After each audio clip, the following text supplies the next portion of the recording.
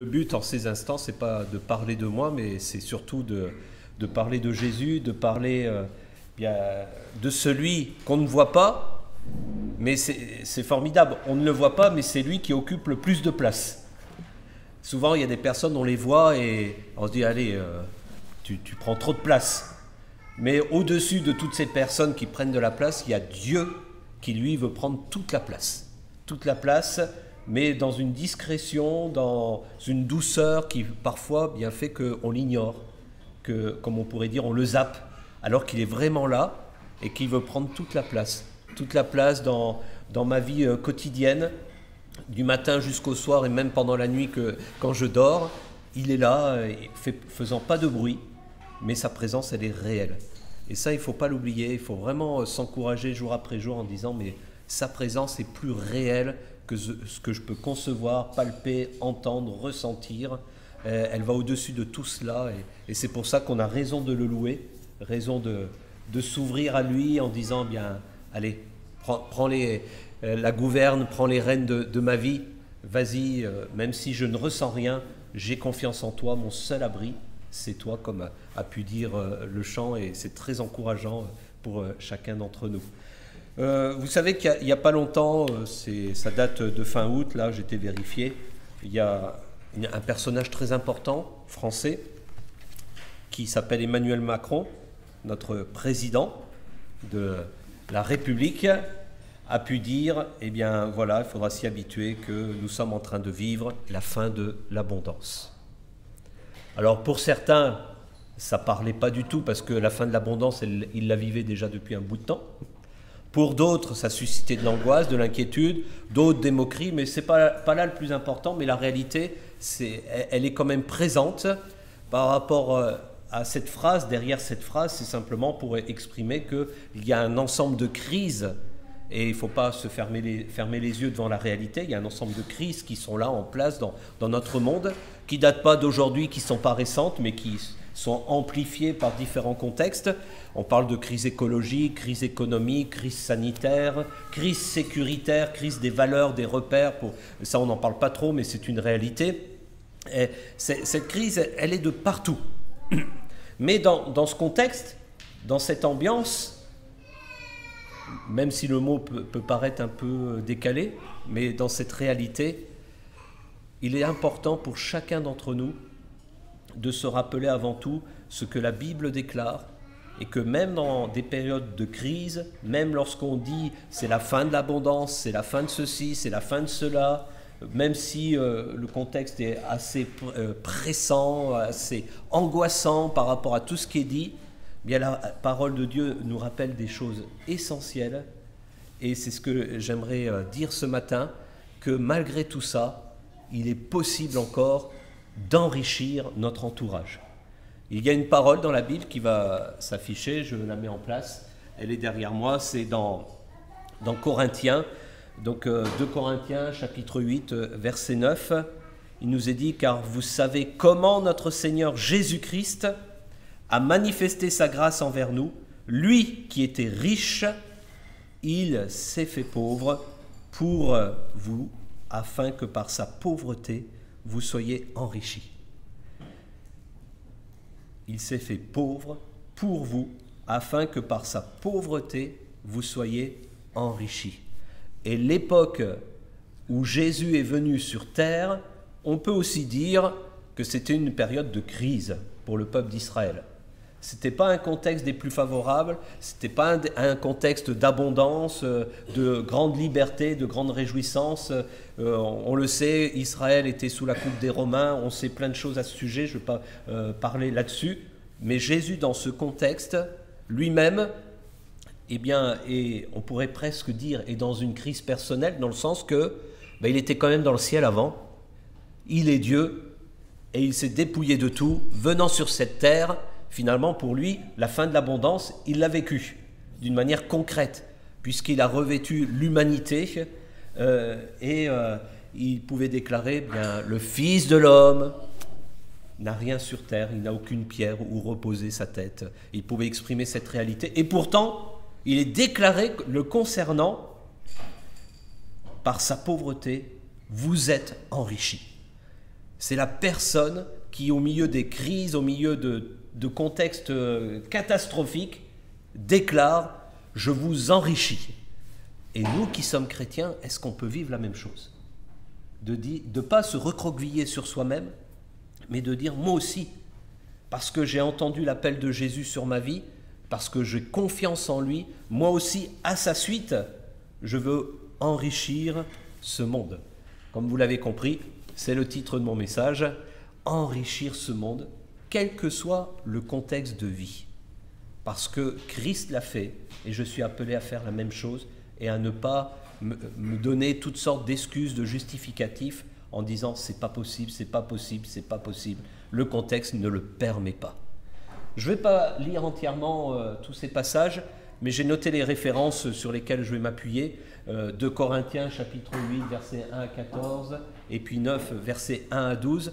Et ce passage de 2 Corinthiens, c'est le contexte de générosité financière, mais mon but, ce n'est pas de parler d'argent, mais c'est d'aller au-delà et de dire ce que j'ai, je peux le donner et permettre à ce monde d'être enrichi.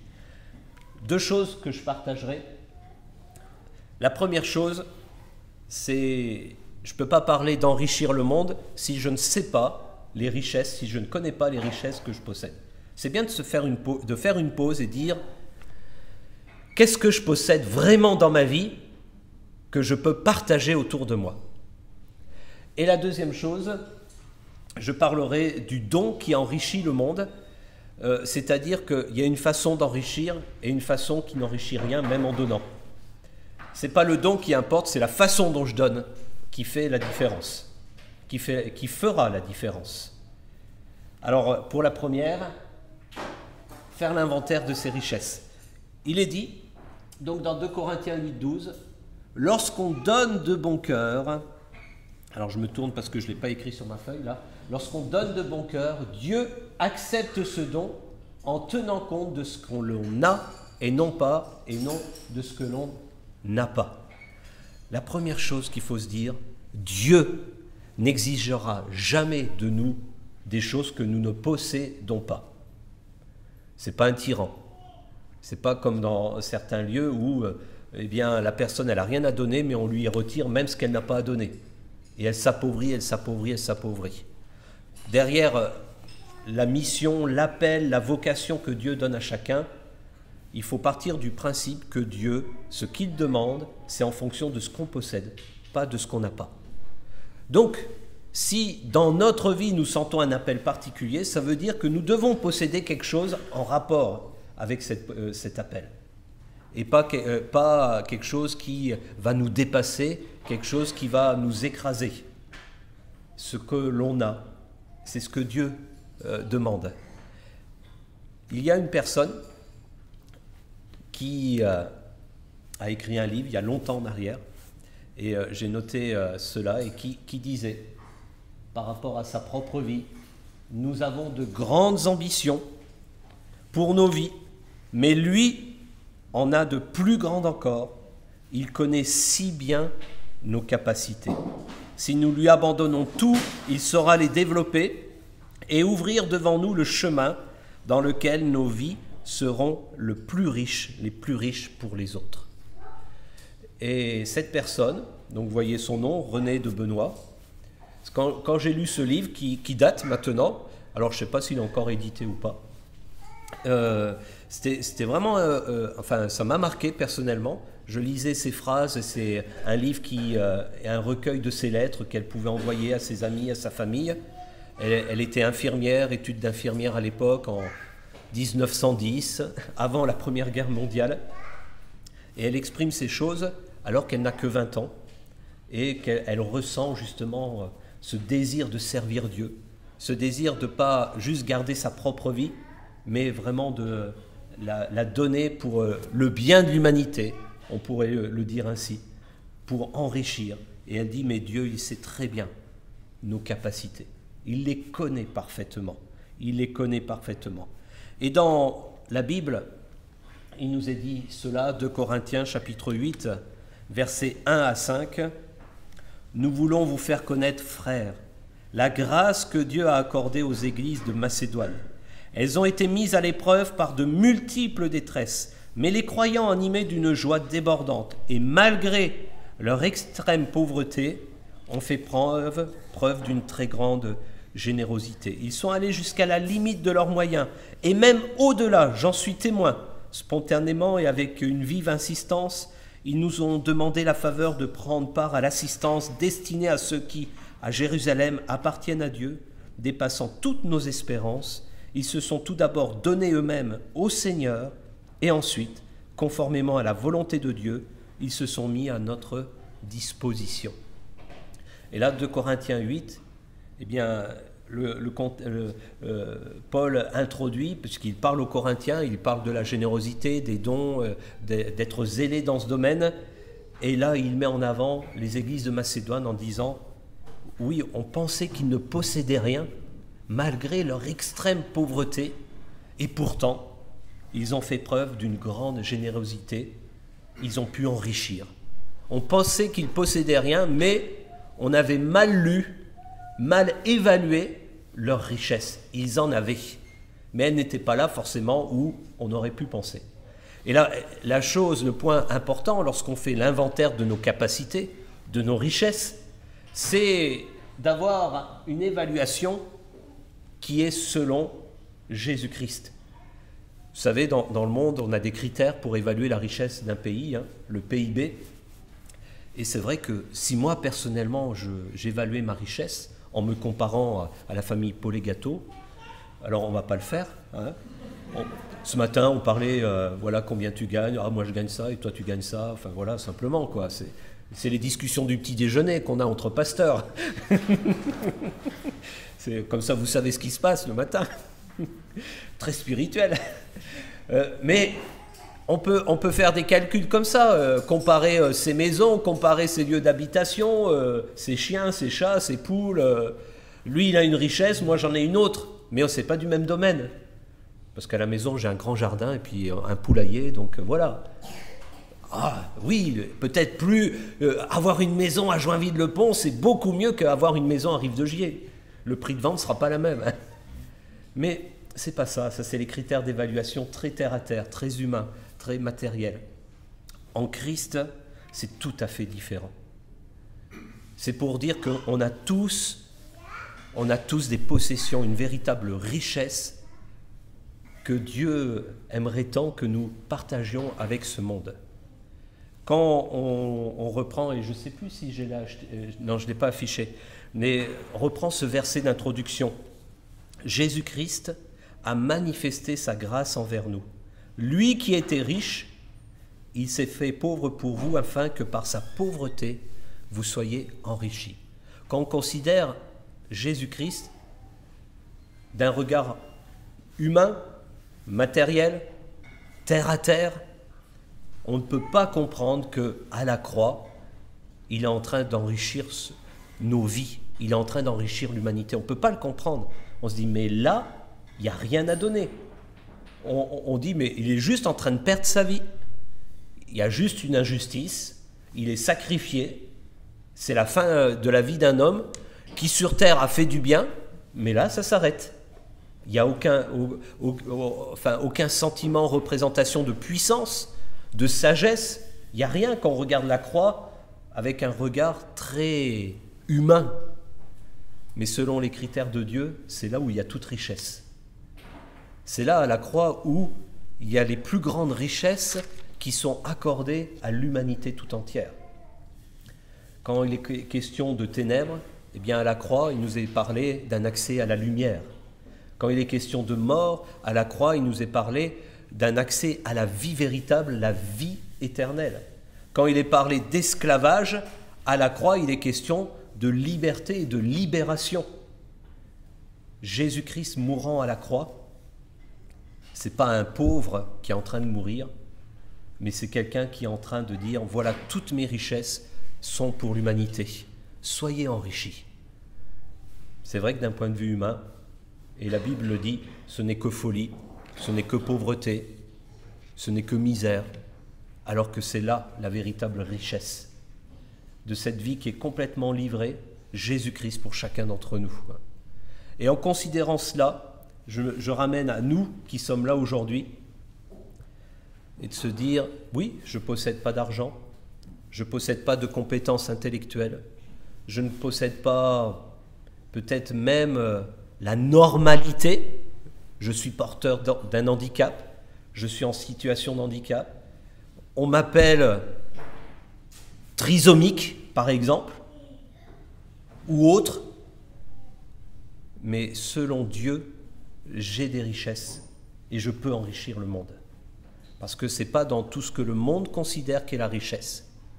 Et ça donne de l'espérance à tout le monde en disant tout le monde a sa place dans le royaume de Dieu. Parce que tout le monde possède des richesses. Par définition même, si je suis en vie, j'ai une richesse à partager. Même si cette vie paraît en apparence bien empiétée dans différents domaines. Mais j'ai une richesse à partager. Je dis ça, c'est pour que justement on ne soit pas dans les conceptions du monde, mais en tant que chrétien, on donne de la valeur à toute vie, et toute vie a sa place dans le service en Christ. Même, et c'est vrai que vendredi, il y avait quelqu'un qui plaisantait à ce sujet dans un spectacle là, même la personne âgée Alzheimer a des richesses à faire part à ce monde. Vous allez me dire, ah bon, lesquelles ? Alors c'est sûr que ça ne sera pas matériel, ça ne sera pas forcément intellectuel, mais humaine, dans la relation, il y a des choses qui se passent. Et ça nous dépasse, parce qu'il y a aussi l'action du Saint-Esprit qui va au-delà des choses palpables qu'on peut évaluer sur une fiche de compétences, mais qui vont au-delà, Faisons donc l'inventaire de ces richesses en ne considérant pas selon ce que la plupart considèrent, mais en disant, si je suis en vie et si Jésus est dans ma vie, alors ma foi, ma conviction, c'est que j'ai quelque chose à partager autour de moi. Et je veux que ça soit mis en valeur, pas par mes forces, mais par l'Esprit de Dieu, évidemment. C'est cette personne, donc René de Benoît, qui disait ça aussi dans son livre. Je sais qu'une vie... Je vais me retourner. Je sais qu'une vie livrée à Christ tout entière peut être extraordinairement riche et puissante. Dieu m'a donné des expériences qui m'ont fait réaliser sa puissance et les transformations qu'il opère. S'offrir à Christ, c'est ouvrir la porte justement du coffre-fort de notre vie. Il n'est pas fermé, il s'ouvre et ses richesses, elles deviennent visibles. Peut-être pour une seule personne, mais le but, ce n'est pas forcément qu'on soit devant des foules, tout le monde, mais peut-être pour une seule personne. On peut s'imaginer, parce que c'est la réalité aussi de la région et de beaucoup d'endroits, vous croisez un SDF, vous-même, vous avez peut-être du mal à finir le mois, à avoir un repas décent. Vous dites, moi, j'ai même pas une pièce, j'ai rien à lui donner. Et moi-même, j'ai besoin de l'aide extérieure pour m'en sortir. Donc ce SDF, qu'est-ce que j'ai rien. Mais une vie offerte à Christ, c'est pas dire j'ai rien. Voilà un homme dans la souffrance, comme d'autres personnes dans différents domaines. Et je me rappelle de cette parole de l'apôtre Pierre qui dit oui, je n'ai ni or ni argent, mais ce que j'ai, je peux te le donner. Alors pour l'apôtre Pierre, c'est au nom de Jésus-Christ, lève-toi et marche. Pour nous, ça sera différent, mais ce que j'ai, je peux au moins te parler 5 minutes. Je peux au moins te donner une parole qui t'ouvre des possibilités que tu ne connaissais pas avant. Parole de foi, d'espérance, de parole de compassion, en disant oui, j'aimerais bien te donner, mais moi-même, je n'ai rien au niveau financier. Mais ce que j'ai, le peu que j'ai au niveau humain, je veux te le donner. Je veux te le donner. Je veux enrichir ce monde comme Christ m'a enrichi. Je passe cela, mais simplement cette pensée, notre richesse n'est pas dans ce que nous possédons, mais dans ce que nous offrons aux autres. C'est pas, vous pouvez dire tant que vous voulez, je peux dire tant que je veux, j'ai tel diplôme, j'ai tel salaire, j'ai un poulailler avec des œufs, j'ai telle compétence, mais c'est pas ça qui fait ma richesse. ma richesse, c'est finalement ce qui va être aussi offert aux autres. Et dire en Christ, la richesse de Christ, c'est pas ce qu'il possède dans le ciel, c'est ce qu'il nous a offert à la croix. Et là, on dit, oui, il est riche, pas en théorie par rapport au ciel, mais j'ai reçu ça de Jésus. Et c'est ça là, et c'est pour ça que je dis qu'il est riche, parce que j'ai reçu. Et la même façon de dire, notre richesse, c'est pas dans nos biens, dans ce que nous possédons, mais c'est dans ce que nous offrons. Voilà, c'était la petite phrase pour faire bien. Je continue avec le deuxième point. Là, je vais être plus rapide. Ça va être un peu, ça pourrait être un plan de formation carrément sur qu'est-ce que la générosité. Mais je n'ai pas fait une étude sur le sujet. Je sais qu'il y a des études qui sont bien complètes. D'ailleurs, le CNEF a fait un livret à ce sujet, si je me souviens bien. Le don qui enrichit ce monde. Il y a des façons de bien donner et des façons où le don, on se dit, bon, ok. Si je veux enrichir, c'est pas juste ce que je vais donner, mais c'est la façon dont je vais le donner. C'est ce qui se passe finalement dans la relation, dans ce qui passe entre l'un et l'autre, au-delà même de ce qui est reçu. Dieu est amour. Dieu nous aime. Jésus nous enrichit, c'est par grâce, c'est par amour. Sa façon de nous enrichir, c'est pas de nous obliger à devenir chrétiens et à dire plie le genou devant ton Dieu. Mais sa façon de nous enrichir, c'est d'arriver avec grâce, avec grâce. Et c'est pour ça que dans cette grâce, on a cette première parole, 2 Corinthiens chapitre 2, versets 7 à 8, que je vais lire. Ainsi, elle sera prête à mon arrivée, et cela sera l'expression d'un don libre et généreux, et non pénible et forcé.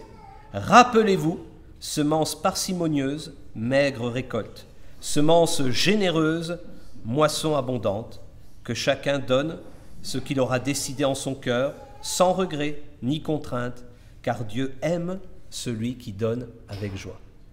La première chose par rapport aux dons que je peux offrir autour de moi, et vous l'avez compris, quand je parle de dons, ce n'est pas forcément de l'argent, même si ça en fait partie, mais de ce que j'estime de richesse que Dieu m'a donné, que je peux partager pour enrichir mon entourage, ma famille, mon quartier, ma ville, le pays, le monde entier, les collègues de travail. Mais la première chose, c'est que quand même, ça soit libre et sans contrainte. Ce n'est pas un ordre. Dieu ne nous donne pas des ordres. Tu dois, même s'il y a un commandement derrière. Mais en disant bien que ça soit de bon cœur. La véritable générosité, c'est quand c'est libre et sans contrainte. Je ne suis pas une règle, une loi qui me dicte « tu dois faire ça pour être généreux, ton don doit être à tel niveau pour qu'il soit acceptable. » Libre et généreux. La vie chrétienne, ce n'est pas une série d'obligations légales, mais le résultat d'une relation avec notre Dieu d'amour. Et les obligations légales, elles sont là pour donner un cadre, mais ce qui fait la force de ma vie en Christ et de mon service en Christ, c'est cette relation que j'ai avec Dieu qui est basée sur l'amour, sur la grâce, et qui me fait justement vivre d'une manière différente et librement de dire « bien, tu m'as tant aimé, librement et sans contrainte, de tout cœur, je donne, j'agis. » Ensuite, il y a cette autre parole dans 2 Corinthiens chapitre 9, versets 10 à 12. « Celui qui fournit la semence au semeur et lui donne le pain dont il se nourrit, vous donnera aussi avec largesse toute la semence nécessaire et fera croître les fruits de votre générosité. Ainsi vous deviendrez riches de tous les biens et vous pourrez donner largement, ce qui suscitera chez ceux auxquels nous distribuerons vos dons de nombreuses prières de reconnaissance envers Dieu. En effet, le service de cette collecte a pour objet non seulement de pourvoir aux besoins de ceux qui appartiennent à Dieu, mais encore de faire abonder des prières de reconnaissance envers Dieu. » Et dans ce texte, Paul est en train de dire aux Corinthiens, votre don, il n'est pas pas intéressé, mais il est désintéressé. Le but, c'est pas pour nous-mêmes qu'on fait un don, c'est pour l'autre. Un don totalement désintéressé. Et ça, je vais prendre une petite minute quand même 2, même 3, je sais pas, mais pour s'arrêter à ça. Parce qu'il y a un gros problème avec la générosité mal placée. C'est que la générosité, les dons, ce que j'offre à l'autre, peut être un moyen de manipulation et de contrôle de l'autre. Et oui, il y a plein de parents qui savent faire ça. Hein. Être généreux avec leurs enfants, offrir des cadeaux pour mieux les manipuler et les obliger à faire que ce qu'ils ont, eux, envie de faire, les parents. On va lui offrir ça, et puis après, on va lui proposer ça, on va lui faire la promesse de, vous savez, le chantage affectif, par exemple, hein, je vais t'aimer plus si tu... et ça se fait aussi régulièrement. Des personnes qui sont, on dit, ils ont le cœur sur la main, mais en fait... ils sont généreux, mais le truc, c'est plus thérapeutique, quoi. Leur générosité, c'est plus pour eux-mêmes qu'ils la font, parce que s'ils sont pas dans ça, comme ils sont en quête de reconnaissance ou en quête de, eh bien, ils se trouvent mal.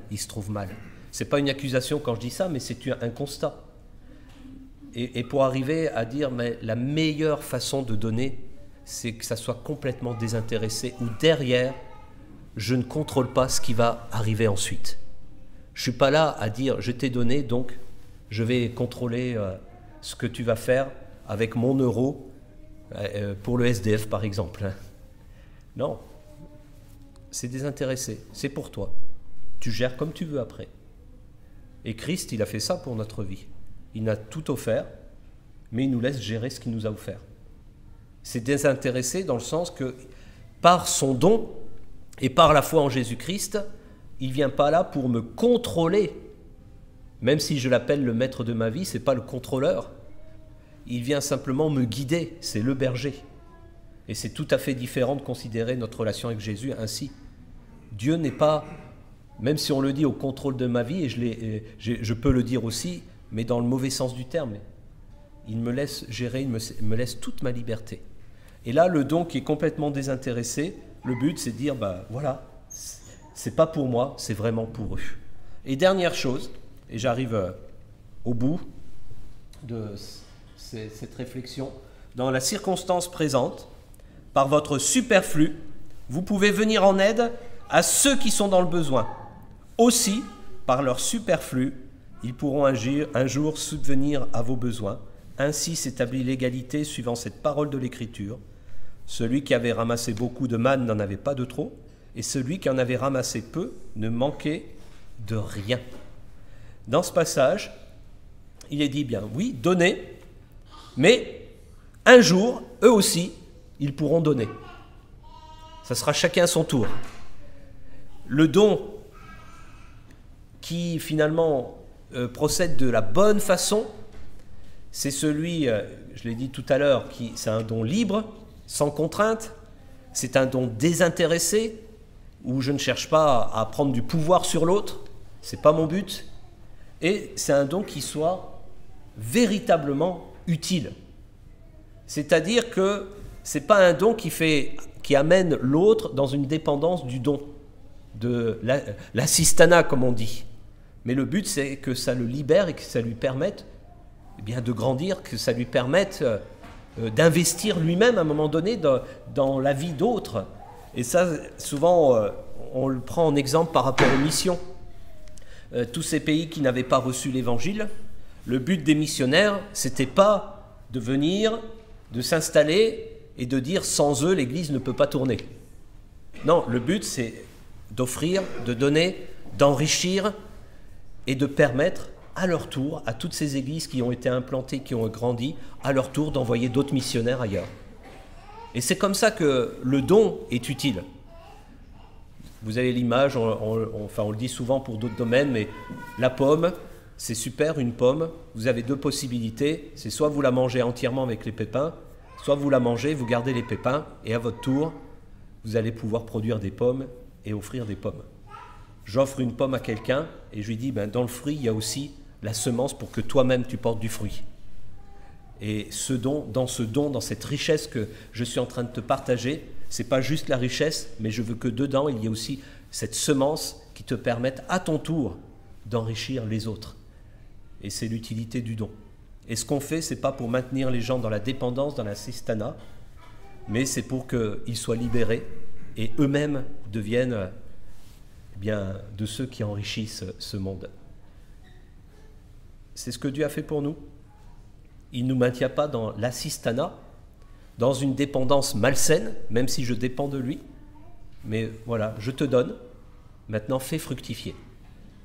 Ne me réclame pas toutes les 5 minutes, donne-moi, donne-moi, mais maintenant fais fructifier ce que tu as reçu, fais-le multiplier. C'est la parabole, différentes paraboles que Jésus a pu exprimer. Enrichis le monde. Ne réclame pas forcément plus, mais en disant, tu as suffisamment, et par ma grâce, va. Tu portes en toi une semence qui peut porter beaucoup de fruits, et le Saint-Esprit multipliera ce fruit pour la gloire de Dieu. Ma conclusion, c'est ce verset qu'on a lu tout à l'heure, de Corinthiens 8, 4. J'ai mis en gros, en gras, cette partie-là. Spontanément et avec une vive insistance, ils nous ont demandé la faveur de prendre part à l'assistance destinée à ceux qui, à Jérusalem, appartiennent à Dieu. Spontanément et avec une vive insistance. Il dit, non, je refuse d'être juste là dans l'église et qu'il y a quelque chose qui se passe et moi je suis à côté en disant, je peux pas, j'ai pas les capacités, je peux pas, je suis pas capable, j'ai rien à partager, j'ai rien à donner à ce monde, je suis le petit chrétien, voilà, du KGB d'à côté. Non. Maintenant, c'est spontanément et avec insistance, je veux participer à l'œuvre de Dieu sur cette terre, dans cette région. Je veux participer à la mesure des richesses que Dieu m'a déjà données, parce que je sais que j'ai quelque chose aussi à partager qui permettra d'enrichir ce monde, son entourage. Je vais juste prier et demander à notre Dieu que toutes ces paroles que je viens de partager portent leurs fruits, soient comme des graines, ces semences qui vont faire leur chemin, où ce n'est pas exactement ce que je vais dire qui va déclencher quelque chose dans notre vie, mais une suite, l'Esprit qui agira et qui fera qu'il y aura une suite.